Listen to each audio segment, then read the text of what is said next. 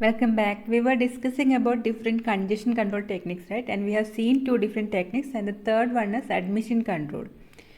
So this is the most commonly used method in virtual circuit networks. And as you remember, in case of virtual circuit network, a sender has to request for a virtual circuit first, right?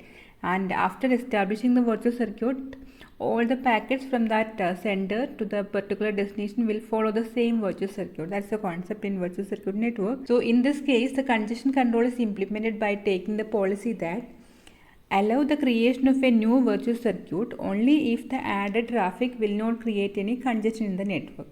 So whenever a host requests for a virtual circuit, the network will check whether I can accommodate this much traffic also without any congestion. Only if yes, this new virtual connection will be established. Otherwise, it will be denied. So of course, using this method, denial of service will be happening for some processes, right? But always better than allowing all those connections and getting the entire network collapsed. Usually this type of policy is adopted in the case of a telephone network also.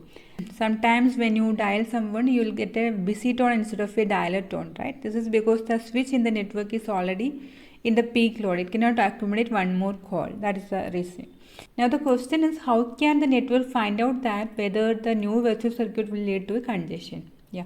In telephone network, the task is straightforward because each call will be of fixed bandwidth, say 64 kilobit per second for each call. So the system can easily check whether the new call can be accommodated, right, by calculating the remaining bandwidth of the network. But that is not the case with the computer network, right? The traffic size and shape will vary completely across different hosts. So there should be some method to characterize the traffic when requesting for a virtual circuit. So using that traffic description, the network can find out whether it can accommodate this traffic also in the current capacity. But the issue here is that traffic over the network is not steady, right? Always it will vary. Sometimes it will be very low and some other time it will be very bursty. So mentioning about average traffic is not useful here, right? Just for example, if you are streaming a movie, the traffic rate will be somewhat steady, right?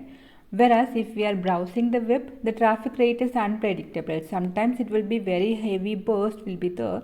Some other time the low rate of data will be there, etc. So usually some methods like leaky bucket and token bucket are used to describe the traffic. We will see these algorithm later. So the shape and size of the traffic carried by a particular communication can be described using this leaky bucket and token bucket algorithm. Okay, so whatever may be the approach used, whenever a user requests for a particular virtual connection, that should be accompanied by a traffic description. So using this traffic description, the network will check whether I can accommodate this much traffic also.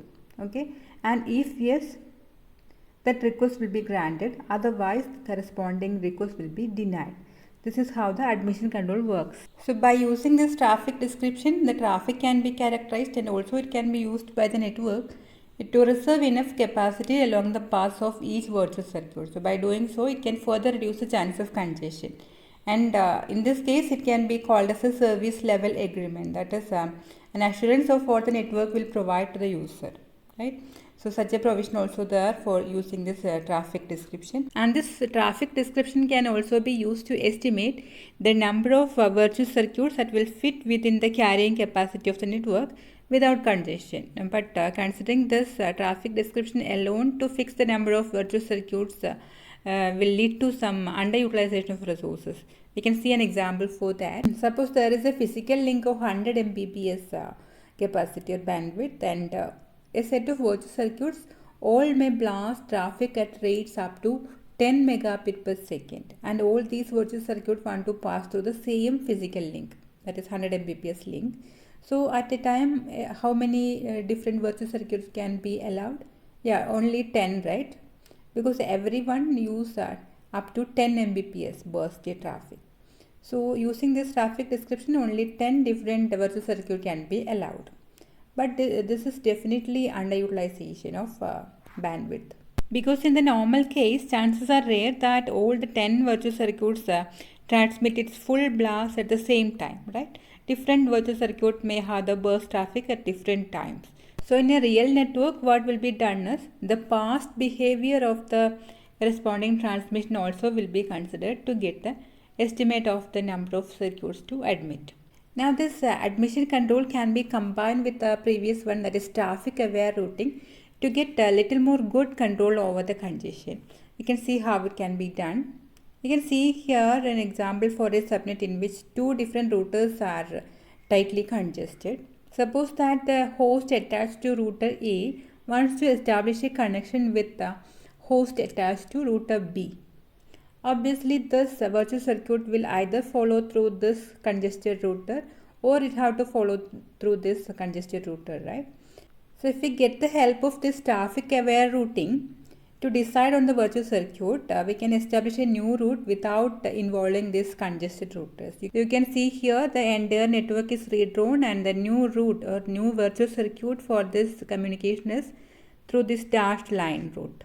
Okay. So if the admission control alone was used to establish the virtual circuit, definitely this new virtual circuit request would have been denied because this route involves some congestion, right?